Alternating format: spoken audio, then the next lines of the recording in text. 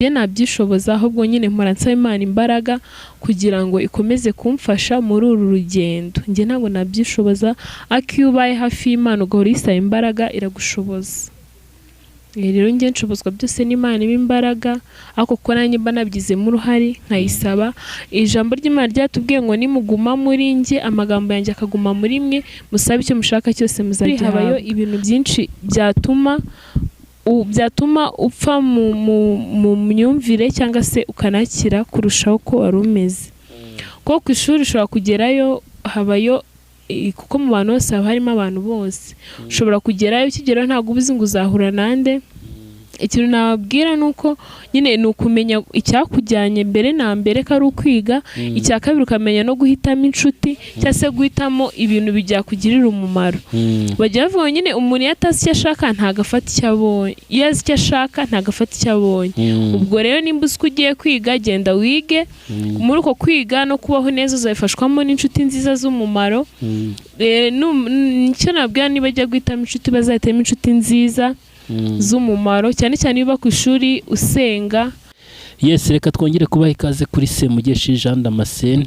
Rero imbere ya kamera zacu hari umutumirwa dufite, muramubona, umuntu usa kuriya nyine nuko murimo kubibona.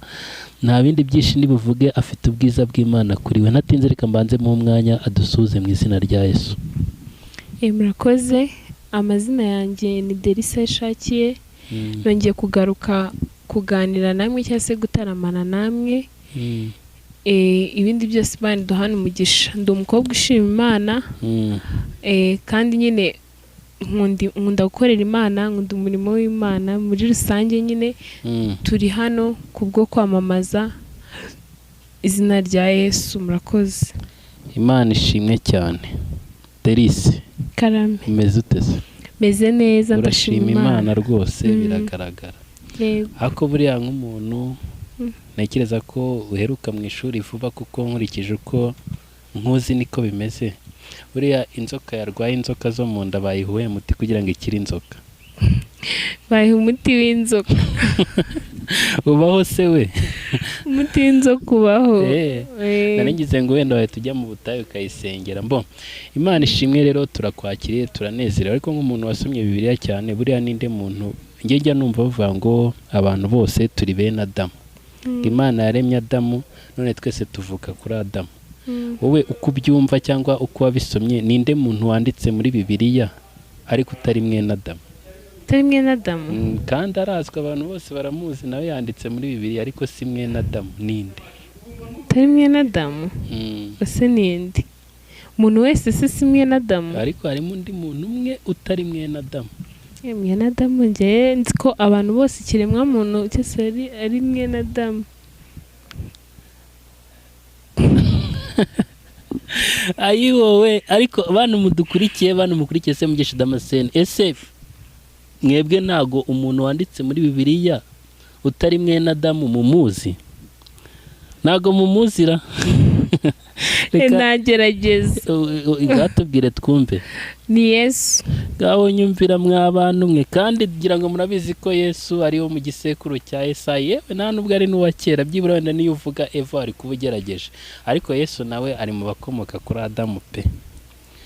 None se abantu badukurikiye tubakopeze cyangwa tubyore tuzagisubiza ubutaha?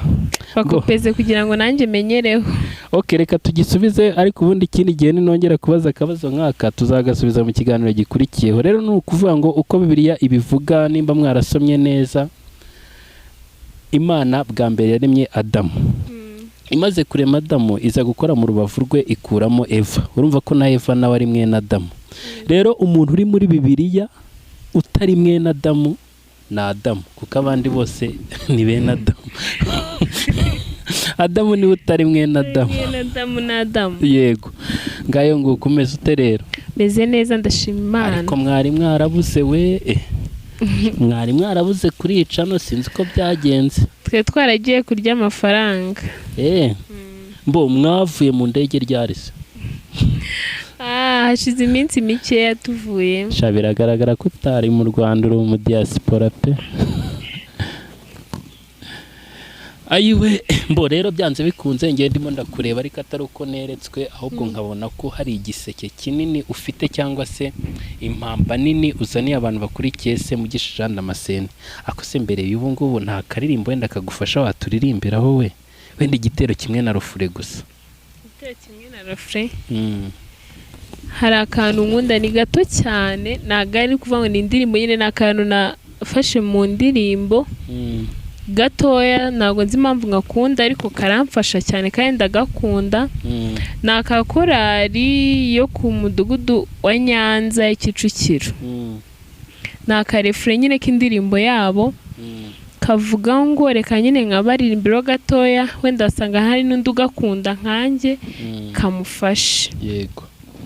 Karavuga ngo na musirikare ku rugamba ujya ugenda adafite intwaro, na n'umugenzi ku rugendo ujya ugenda adafite impamba.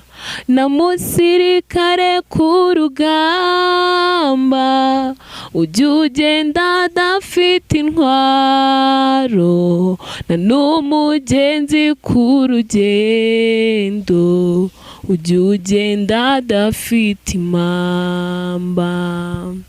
Nako ngako ni agatero ka refure nyine ndagakunda cyane, gakunda kumfasha. Ntabwo ari akaririmbo kamfasha, reka tukaririmbane. Amasezerano yose uko Imana iyatanga. Ntabwo uyizi? Ngaho turirimbane twumve, wowe tangira uzi kuririmba neza. Ntabwo mbizi njye, ntabwo nzi kuririmba. Nta kibazo, ririmba turagukurikira. Amasezerano yose uko Imana iyatanga yakomejwe n'amaraso y'umwami wacu Yesu. Isi ntibisavaho, ijuru rikavaho, uwizera azabona ayo masezerano. Rekeraho ariko mana we, ngisi nibizavaho ijuru rikavaho, uwizera azabona ayo masezerano.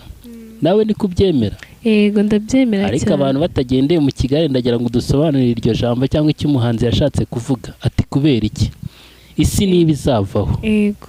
Urumva ko yavuyeho, ijuru rikavaho naryo ryavuyeho, ngo uwizera azabona amasezerano. Uwo wizera azayabona ari hehe? Azayabona ari mu bwami bwiza yateguriwe. Ijuru ririho kuko turi mu isi, ariko isi nivaho n'ijuru rizava. Ariko indirimbo ivuze ko isi izaba yavuyeho n'ijuru ryavuyeho. Uwizera azabona amasezerano ari hehe? Tuzaba turi mu masezerano, nyine tuzaba twinjiye mu masezerano twasezeranijwe tukiri mu isi, ariko twasezeranijwe turutse mu ijuru ko n'ijuru rizaba ryavuyeho, hanyuma tujye mu masezerano. Ubwo isi izaba yavuyeho n'ijuru ryavuyeho, twe tujye mu masezerano yacu twasezeranijwe. Bantu mudukurikiye niko mubyemera? Ngewe icyo kibazo nyanyibaza, kuko hari indirimbo abantu bakunda kuririmba tukazumva tukazitega amatwi, ariko kino nanjye mfite igisubizo kuri ibi bintu ariko ntabwo ndaza kugisubiza, ahubwo reka tuzagisubiza ubutaha mu kiganiro tuzazana ubutaha. Abantu wenda nibandike no muri comment ko babyumva, batubwire koko hari igisubizo utanze nacyumvise nta kibazo, wenda hari n'undi ufite uko abyumva. Gusa nanabakopeje, hari umuririmbyi wundi waririmbye indirimbo yaje isubiza kino kibazo neza neza, aragisubiza abantu baravuga bati turanyuzwe. Turimo turagana ku musozo, ni irihe jambo wabwira abanyeshuri bagiye muri batangiye amasomo ejo bundi? Ikintu nababwira nyine, iyo ugeze kwenda nk'abagiye kwiga babayo ku ishuri, habayo ibintu byinshi byatuma upfa mu myumvire cyangwa se ukanakira kurushaho ko wari umeze. Kuko ku ishuri ushobora kugerayo, habayo kuko mu bantu bose haba harimo abantu bose. Ushobora kugerayo, ukigerayo ntabwo ubizi ngo uzahura nande, ikintu nababwira ni uko nyine ni ukumenya icyakujyanye mbere na mbere ko ari ukwiga, icya kabiri ukamenya no guhitamo inshuti cyangwa se guhitamo ibintu byakugirira umumaro. Bajya bavuga nyine umuntu iyo atazi icyo ashaka ntabwo afata icyo abonye, iyo azi icyo ashaka ntabwo afata icyo abonye. Ubwo rero nimba uzi ko ugiye kwiga, genda wige, muri uko kwiga no kubaho neza uzabifashwamo n'inshuti nziza z'umumaro. Nicyo nabwira niba ajya guhitamo inshuti bazahitamo inshuti nziza z'umumaro, cyane cyane iyo uba ku ishuri usenga, noneho ukaba uzi n'icyakugenda ufite n'inshuti nziza, ibintu bigenda neza kandi ukanatsinda. Ikintu nababwira bamenye icyabajyanye, bamenye no guhitamo inshuti nziza z'umumaro, ko bizanabafasha no mu buzima bwo hanze. Iyo ugize inshuti nziza uri ku ishuri, no mu buzima bwo hanze ukomeza kubaho neza kandi mufatanyije kubera ko wahuye n'inshuti nziza itarakoretse, ahubwo yagufashije ko wagira ikintu ugeraho. Nibyo nababwira, murakoze. Nyamara abwirwa benshi akumva bene iyo banyeshuri bantu muri ku mashuri message umuvandimwe wanyu abahaye, kandi n'umuvandimwe wacu ntekereza ko mwamaze kuyumva, burya ngo uzi icyo ashaka ntago afata icyo abonye.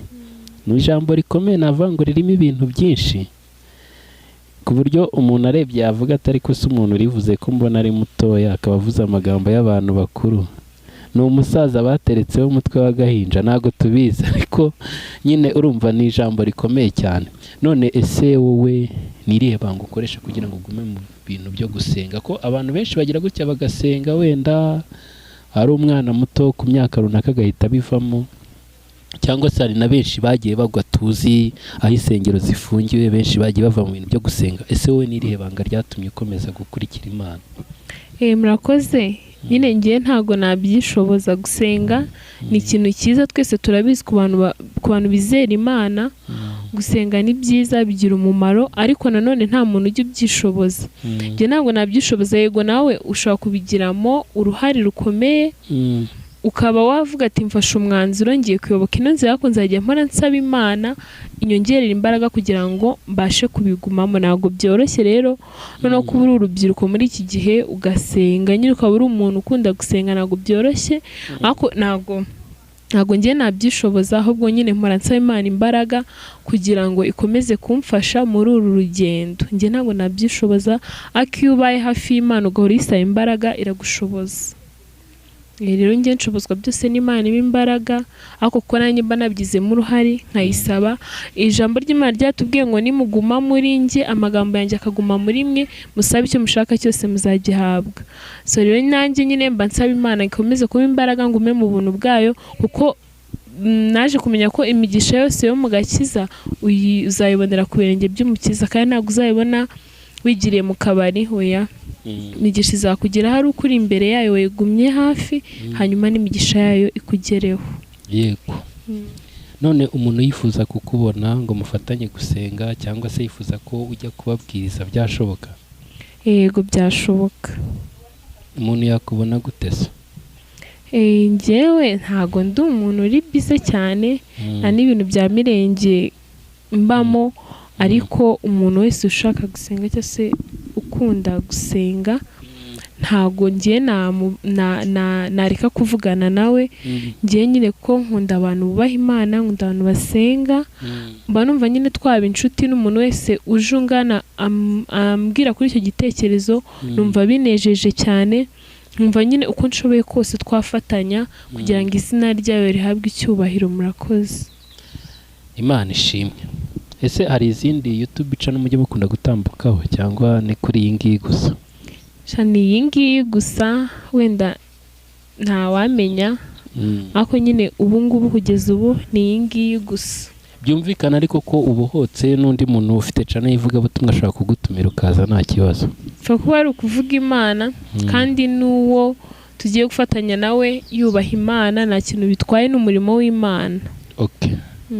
Nimero yanyu twayibona se cyangwa ni ibanga? Umuntu ayishaka yayinsaba nayimuha.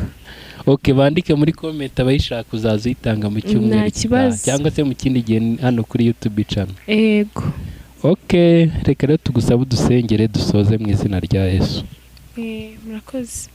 Mana yacu, Mana nziza, Mana y'urukundo, turagushimye turagwimbaje, tugushimiye neza n'urukundo rwawe rwinshi rutarondoreka, tugushimiye ko wabanye natwe ukaturinda tutaraba kurindwa, tugushimiye uburinzi bwawe bukomeye watugaragarije nyaguhora ku ngoma. Nyiringabo Imana rero, akanya nk'aka ngaka twari turi imbere yawe ndetse n'imbere y'abantu. Nyiringabo Imana, twari turi kuganira ku by'umurimo w'Imana, ijambo ry'Imana ryavugiye aho ibiganiro ndetse n'indirimbo. Ndakwinginze kugira ngo biguheshe icyubahiro, ndakwinginze kugira ngo bihindure benshi gukiranuka mu izina rya Yesu Kristo. Ndakwinginze kugira ngo ukomeze kubana natwe, uha umugisha abadukurikiye, ubagirire neza. Nyiringabo Imana, kandi ukomeze kuhaza kwifuza kw'imitima yacu. Nyiringabo Imana, ukomeza kubana natwe, utugirire neza. Ndagushimiye ko wabanye natwe, nkuragije n'izindi gahunda zose mu izina rya Yesu Kristo urakoze. Amen. Amen, amen.